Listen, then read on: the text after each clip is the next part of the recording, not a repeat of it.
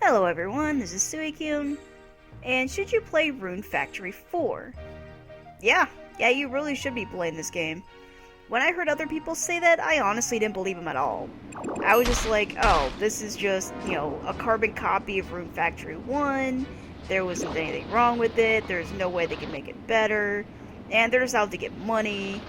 But that's not how it is. Well, maybe the money part, but it's actually really good. And, I don't know, there's just something about it when I first saw it on YouTube. But I had a lot of time to kill not too long ago, and I was like, well, let's give it a shot. So I downloaded it from the eShop, and I started playing it, and I just loved it. So first of all, you can play a guy or a girl. And, sometimes how the story just doesn't really work if you're a girl, or like in one of the Harvest Moon games where you can actually pick being a girl, the story was really weird. Well, in this, it's not a problem. This, I've pretty much always played a girl, and there was no issue with that. I mean, the story just ran smooth. And I know who I like as a female. I know who I would want to romance. There's a couple people in particular that I want to romance. And as a male, I know who I would romance as a male. And really, I'd only be interested in one person as a male. But really, I like all the characters, or at least most of them. I don't like all of them. I don't like this guy named Doug. He's kind of a jerk.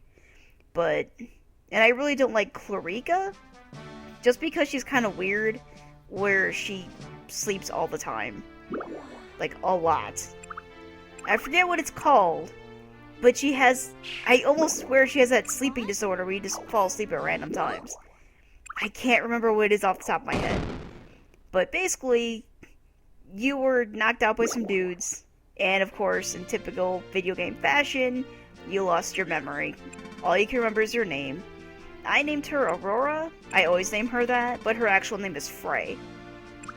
And earlier I kind of showed off that you can fast forward through not through the cutscenes per se, but you can actually fast forward through the text by hitting Y.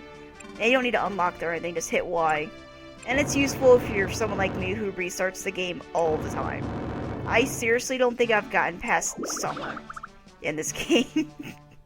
I probably restarted it like 50 times. I'm one of those really obsessive persons, when it comes to that, where I need to have my farm perfect. I must win at the cooking contest, and I must win every festival at least once. So, yeah, because of that, it takes me forever. So, and here I'm just kind of showing off a little bit of the kind of humor that they have in this. That's Clarica, she's the one who sleeps all the time. And everyone thinks I'm royalty for some reason, even though they have no proof. So I'm like, well, a princess is gonna till the field? And she's like, of course, who else? Oh, I thought a princess was supposed to have more of an elegant lifestyle. Well, then you can till elegantly. When I saw that, I thought that was funny. And you get these little cutscenes whenever you meet someone that you can romance. That guy was a butler. I really like that guy. He's the person I would want to romance. He's just really cool. She's really pretty, but I don't know, there's something with her. I wouldn't romance her. That guy's actually a prince, but I would not romance him, though. Because, being a prince, I really don't think he's gonna have any time for me. And he's kind of a stoic-y kind of guy. This is the girl that I would romance as a guy. She's pretty awesome. I like her a lot. But there's more people than this. I was just showing off some of them. This guy I like. He's kind of like Mary from the other games, in the Harvest Moon games, kind of a bookworm. But he's really, really nice and considerate. I like that guy. Are you ready? So I would either romance Vishnu, who's a butler, or at least he's a butler in training. He's not officially a butler yet. Or I would romance that other guy, just because he's really cool. So this is part of the tutorial. It's basically just showing off, hey, if you grow stuff, you can cook it and make people like you. You can do it. You can also, kind of like in Harvest Moon and the other Rune Factory games, you can build monster barns and have animals in there, like chickens and cows, or even just other monsters. And apparently you can grow weapons and grow dungeons. And I've never done that so far. But again, I've only gotten to, like, summer. So it's probably something later in the game. I have found an apple tree one time, though. And here, this is where I like to... It's not technically cheating, but I guess technically it also is. Like, right here in the game, after you planted your first little seed, you have infinite stamina. So, if you pick up all these things, you get experience for pretty much everything you do, even just walking around. So, I like to till my entire field and water everything. Because I guarantee that you are going to find more turnip seeds later on. And you'll just be able to throw them into your little field here. Oh, yeah, I'm also showing off that the items, like every item in the game, has levels. So I have a level 10 weed, which is completely useless. But the higher the level, the more you can sell it for. And so you can see that every one of my plants has a different level. And the only way to win the cooking festival, like you can win the cooking festival in the first year. Someone gives you a cooking set. But you have to have at least one turnip, something that you can cook. And then, apparently I forgot that you can't see the bottom screen when I recorded that. And you have to have everything else, like green grass and stuff, as level 10. And you have to make that. And even then you have to reset, your save quite a few times just to win that. Because you should be getting around 198 points, and it still takes you a while. And here I'm basically just showing off that you can throw stuff in your bin, and you can take it out, and again, I completely forgot that you can't actually see that on the bottom screen. But if you accidentally throw something in your shipping bin, you can take it back out. So that's cool, I do like that.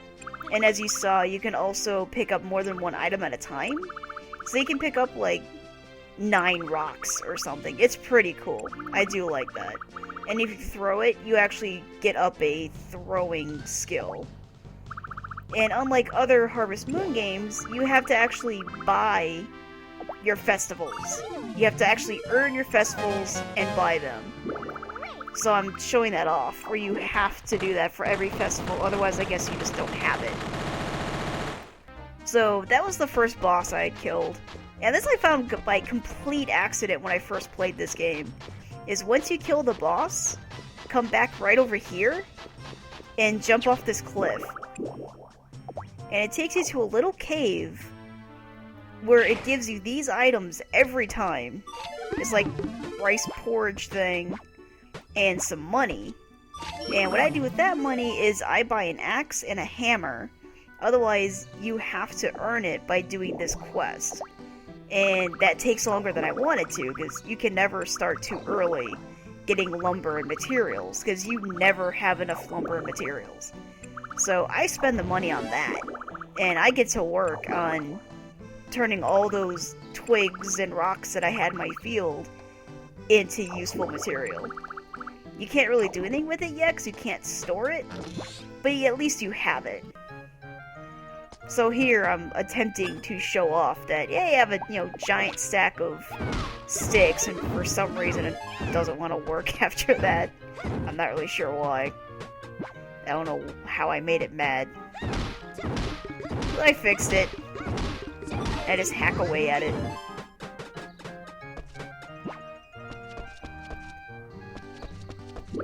They're like, yay, you did it! So that is where you store your lumber and your stone. And you can pick it up, as you can see, and you can just move it wherever you want and put it down. I like to put mine right there. To me, it seems to be a logical place to put it. And you want to see what is the, next quest you're going to have. After a few days, you can do 3 quests in a day. And I really like the festivals in this game. I'm showing off the cooking festival, kind of. Normally, I'd actually make a dish. There's no way you're going to win if you don't make a dish. So I just gave him some bread that someone actually gave me. And so there's no way I'm going to win with someone else's bread. But again, if you have a turnip and level 10, like, green grass or blue grass, it doesn't matter what kind of grass, as long as it's an edible grass, it is possible for you to win the first festival. It can be really annoying, but you can do it. And I kind of recommend that you do that, if possible, like, for all the festivals in the first year. Because once you beat the first part of the story, you get some additional people in your little town, and those people are really, really good at the festivals, to where there are some festivals that I just could not win at once they were around. But you're not required to have them. You can get them whenever you want. So that would be my recommendation, is do all the festivals that matter with them first, and then go ahead and beat the story. So as you see, he gave my bread back, and I just got something for being really bad. He gave me just kind of like a participation prize. Time for training.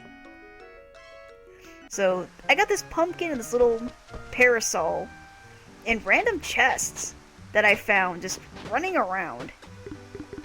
So I thought that was really cool, and I've never found it again. So, but I have found things like a radish, either a radish or a turnip mask. I have found something like that. So you can just find random treasure chests, and they give you some really cool stuff sometimes. It's pretty sweet.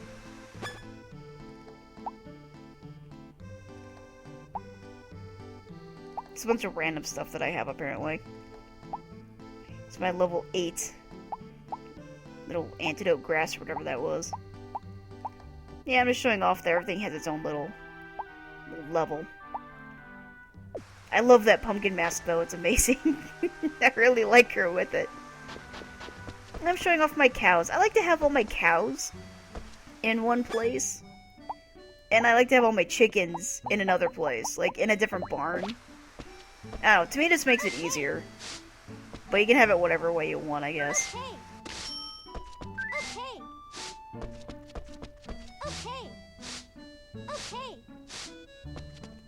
And in this one, you can actually brush your chickens. In some of the other Harvest Moon games, chickens did not like to be brushed or really touched in any way, but these do. They like it when you brush them. And one thing with the animals is the way to get them up levels to get, you know, like large eggs and milk. You actually have to take them with you on your journey, and they need to get experience. Otherwise, no matter what affection level they are, they will always stay at small, which is kind of lame. I did not like that when I learned that, but otherwise, it's okay. I still recommend this game, though. I would highly recommend this game. Here, to learn crafting, you have to actually pass a test, and then it lets you craft. Same thing with cooking. I had to pass cooking tests.